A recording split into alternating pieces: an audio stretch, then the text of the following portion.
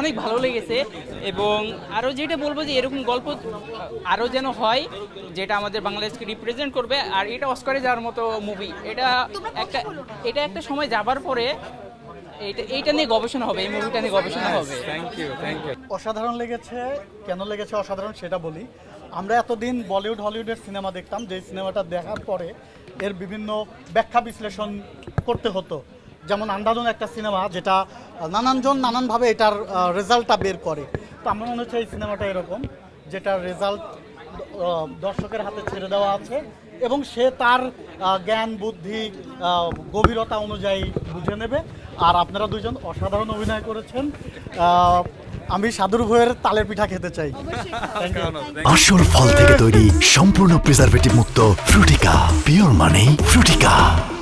অসাধারণ ভাই, আপনাদের দুইজনের অভিনয় দেখে মুগ্ধ হয়ে গেছি, ফ্যান হয়ে গেলাম। অ্যামেজিং, খুবই ভালো, খুবই ভালো। আমরা হাওয়া দেখে এক ধরনের ফ্যান ছিলাম, এটা হাওয়ার চেয়েও বেটার লেগেছে।